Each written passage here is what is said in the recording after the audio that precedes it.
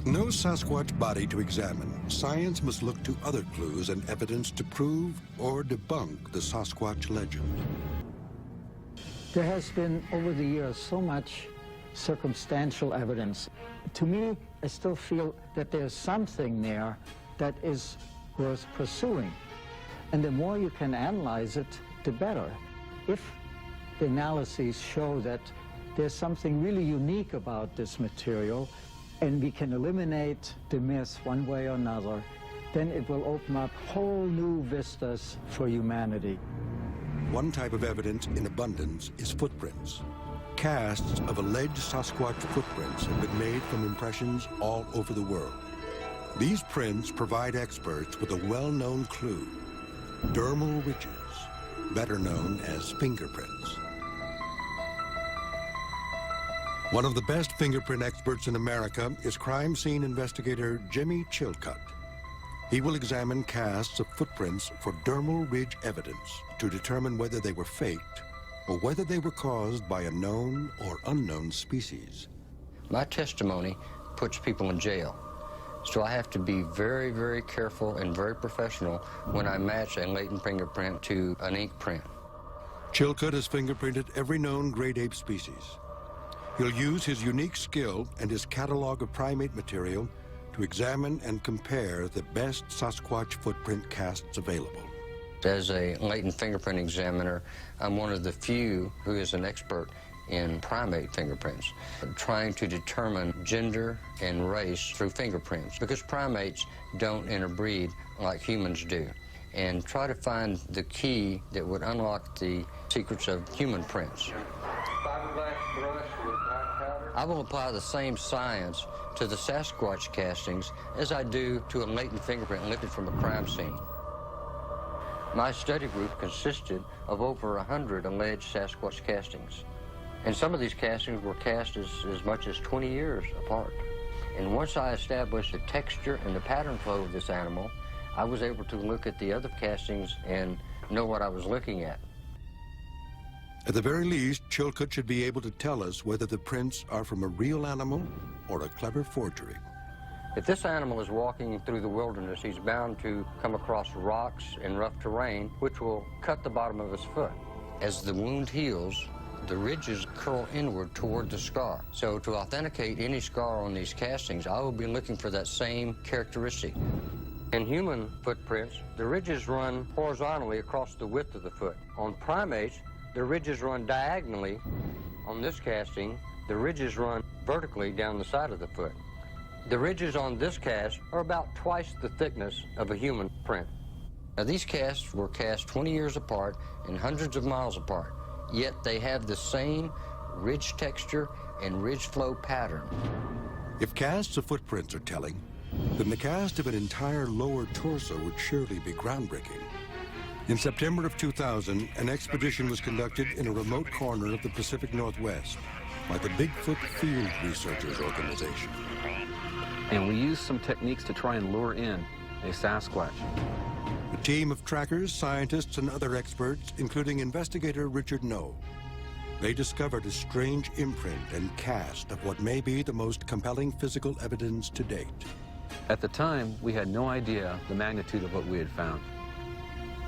I think the most distinctive feature of this whole thing for me is right here, which looks to be possibly a heel imprint. This extraordinary piece of evidence shows impressions from the body of a large animal and may also contain hair samples. The question for science: were these unusual large impressions created by a known or unknown species? Richard Noel and the Bigfoot Field Researchers Organization wanted answers, so they sought the opinions of some prominent anthropologists. First and foremost, we need to get very accurate proportions. Dr. Jeff Meldrum, a highly respected anthropologist from Idaho State University, led the initial probe of the evidence. I'm very interested, too, in the pattern of the hair flow on the various contact surfaces. I'd like to take a look at the comparative depth of all the prints to see which surfaces are imprinting deeper. And Dr. Esteban Also gonna Sarmiento take a look at from the American systems Museum of Natural of History material in New we're York printed City. on. What's the material like? And finally, I'd like to collect hairs from the different areas. The surfaces that we believe belong to one might belong to more than one animal. By world-renowned primate anatomy expert Dr. Darius Swindler. An extra cast made of this area of the Achilles tendon. The heel impressions in the cast are the parts that intrigue Swindler the most. It is an area of primate anatomy that he understands with authority. Is a combination of two muscles, the gastrocnemius and the soleus. In humans, about a third of the way down the leg, they fuse together to form the tendon of Achilles that then continues on down and attaches to the back end of the heel, or the calcaneus. This is a well-pronounced, well-developed tendon of Achilles. If this is a heel, it's pretty large, a lot larger than a human. The animal must have been heavy enough that it was able to wipe out all of the other prints that were there before it. Dr. Sarmiento's forensic experience led him to come up with more questions than answers. You want to see if there's more than one animal responsible for the body print. And the hair yields in comparison to hairs from known animals. They're definitely not human hair. We're going to find out who committed the crime. Their combined expertise in primate behavior and anatomy will help in unraveling the mystery of the Skookum cast. This big area here, it has to be an animal impression of the body. And the question now we have is, what part of the body? Not all evidence of the Sasquatch's existence is made of plastic. You don't see him right Some of the there? most compelling evidence can be found in rare clips of film and video footage. Oh, there he goes. Jesus. The most famous piece of film footage was shot in 1967 by Roger Patterson and Bob Gimlin. They recorded the footage in a remote valley in Northern California. The footage shows what appears to be a female Sasquatch retreating back into the forest. Is it a hoax or the best film evidence ever recorded? In 1994, another video camera briefly captured a similar figure in the Blue Mountains of eastern Washington state. Paul Freeman, a Forest Service employee at the time, had been noticing telltale footprints of a Sasquatch in the area. This time he had his camera ready and captured something extraordinary. The pendular movement of the lower limbs allows us to calculate height from a frequency. So the length of legs from frequency in most mammals or most animals. When I compare this footage to the Memorial Day footage, in this case, from an estimate, you can tell that this isn't a very tall individual, maybe between 5'8", 5'9", and 6'3". The Freeman film, like all of the other films, doesn't have much resolution, but one of the things that is different is the size of the stride and also its frequency, which seems to be very slow. If you look at its head bob, it also seems to move rather slowly, and it gives you the impression that the animal is rather large. I would have to sit on the fence, given the resolution. It's very difficult to prove, with certainty that this creature is real or is a man in a monkey suit. The detail just isn't there. Some experts are up to the challenge of digging deeper for answers about these alleged Sasquatch images. Recent advances in 3D modeling and animation provide new ways of viewing and studying subjects captured with moving images. About a couple weeks ago, I got some footage from Dr. Jeff Meldrum that he had been studying recently. He said that he was noticing some interesting gaits here on the profile of the actual creature. The actual knees kind of do this circular motion. They kind of knock inward, and then they kind of walleye outward. Ruben Steindorf of Vision Realm, an animator and expert in animating bone construction, is intrigued by this mystery. He is helping scientists reevaluate the Patterson footage to see if the stride and gait of the creature could even be accomplished by a man in a monkey suit. Instead of using regular kinematics as I would for the regular human anatomy, I'm actually using inverse kinematics so that I can recreate the alleged Sasquatch anatomy. If the joints actually move based on my inverse kinematics, then they actually make sense in the physical world. The next step is for Steindorf to carefully apply motion tracking to the figure, anchoring and locking the joints such as the knees and ankles. Trying to lock to several points inside the footage here so that when I actually recreate the gait that I'm seeing on the footage, I can actually match that gait and see if it's accurate. A time-consuming process, but one that may offer new clues as to the identity of the creature. A clue anxiously awaited by our biomechanics experts. Vertical and horizontal patterns and track stride also offer clues to potential misidentifications.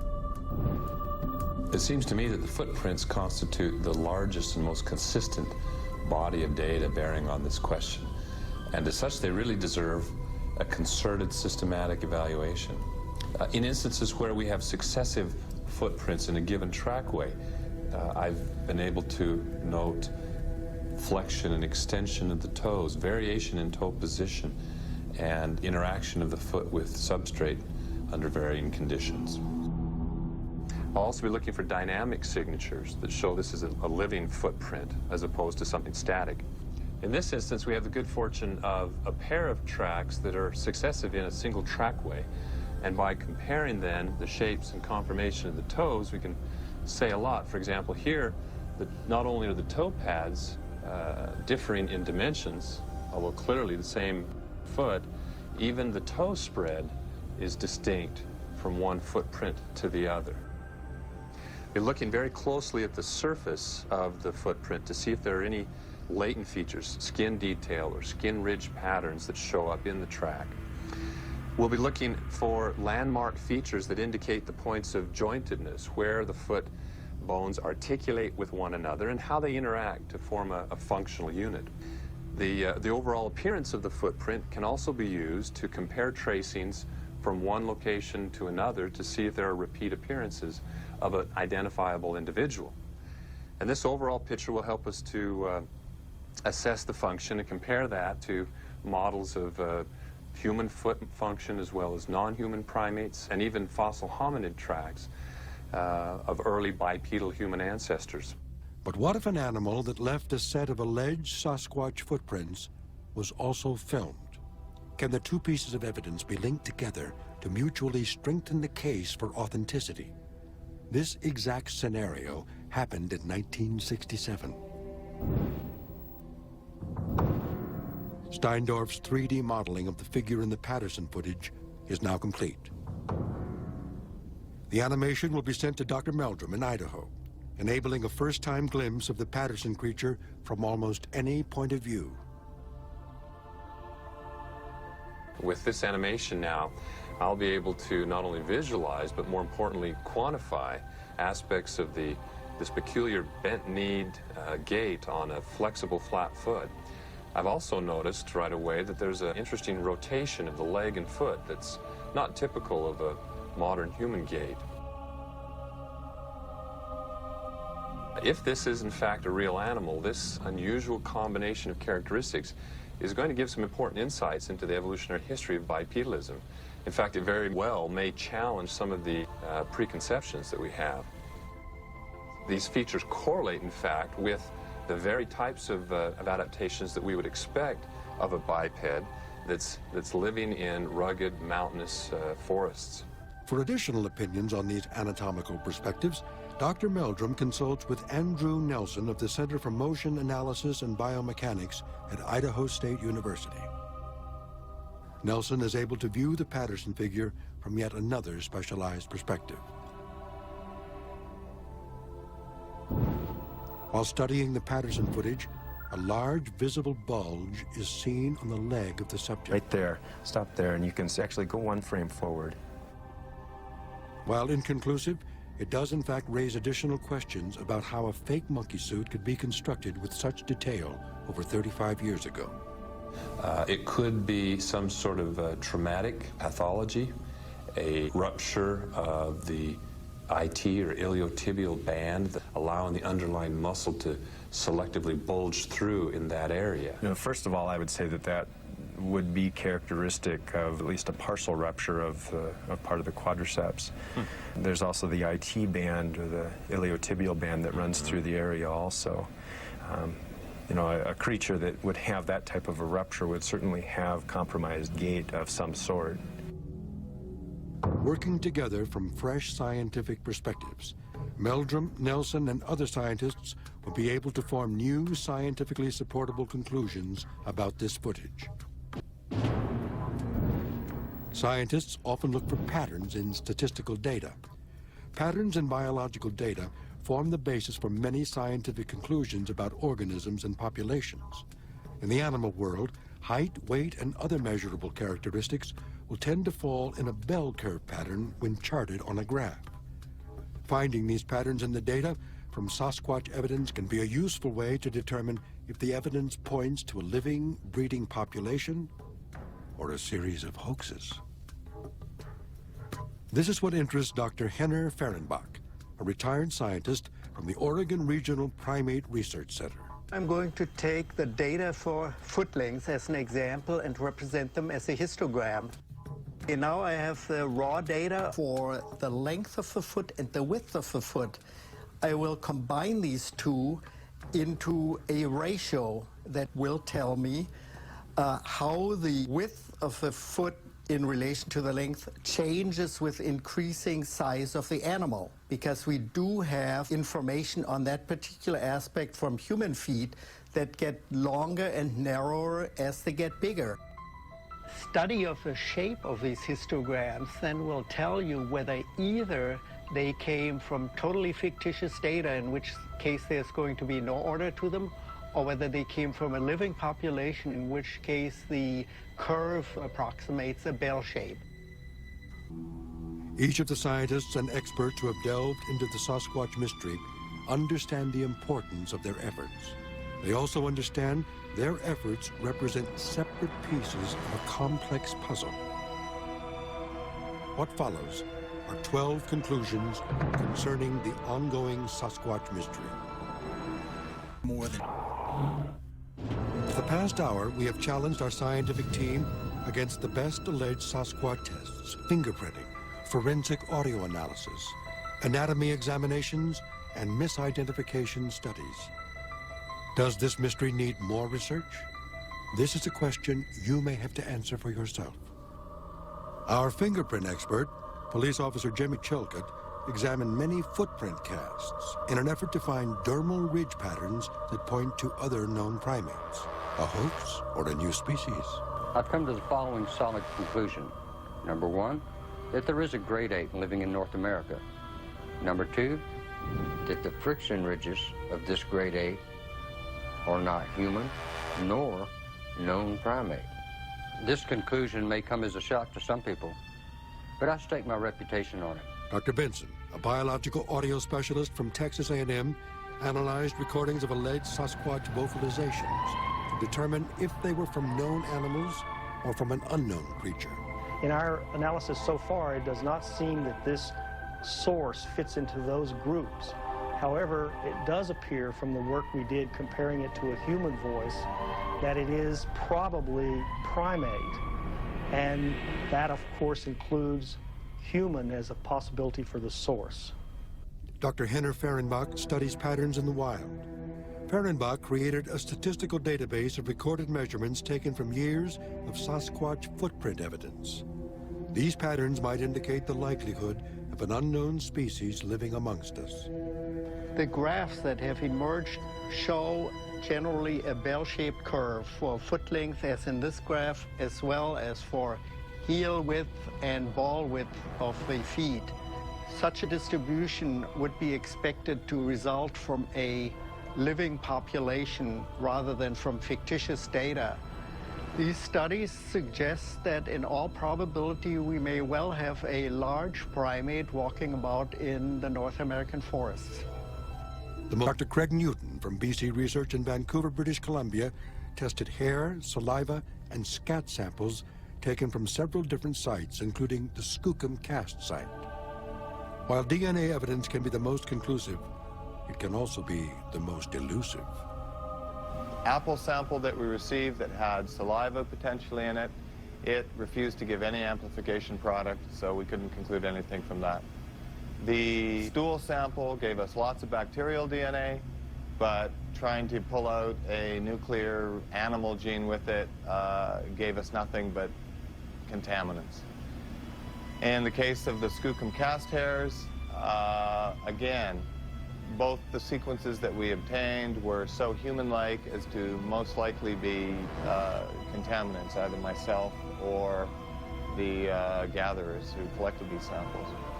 So for the future, we need to make a much more concerted effort to rule out these things. They're technical details that just require more effort, more time, more commitment. Dr. Dara Swindler, world-renowned retired professor of anatomy from Washington State. Dr. Sarmiento, an anatomy expert and primate behaviorist of the American Museum of Natural History, along with Dr. Jeff Meldrum, a physical anthropologist from Idaho State University, and Andrew Nelson of the Center for Motion Analysis and Biomechanics, were given the tasks of evaluating anatomical evidence left behind by the Skookum body imprint, footprints, Patterson-Gimlin footage, and its 3D motion track reconstruction. After analyzing the biomechanical issues of the Patterson footage, I find it very hard to believe that somebody in 1967 could have fabricated the intricacies as evidenced by the soft tissue irregularity that's seen on the upper leg. The study of biomechanics at that time was just far too primitive. The Skookum impression shows clear evidence of animal activity, deer, elk, coyotes, but some of the imprints don't seem to belong to any other animal in the area that we know of. Now, some of these imprints, especially the heel-like imprint, is quite deep. It must have belonged to a large animal of considerable weight. Of that body cast of an animal, I have isolated this material here, which is the lower leg. This is the heel, and this large bump here, this ridge, is the Achilles tendon that it goes from the leg down to and attaches to the heel, and it helps us elevate our foot when we're walking. So, in my opinion, the impression was not made by a deer, a bear, or an elk, or was it made artificially? The Skookum body cast is that of an unknown hominoid primate. I've weighed and considered the evidence for a North American ape based on the Skookum body imprint, based on the Patterson film, based on hundreds of examined footprints. And I've now reached a point where it seems more incredible to consider all of this a series of spurious hoaxes spanning decades, if not centuries, than it is to entertain the likelihood that a new species of higher order ape may exist and may soon join the ranks of the family of primates.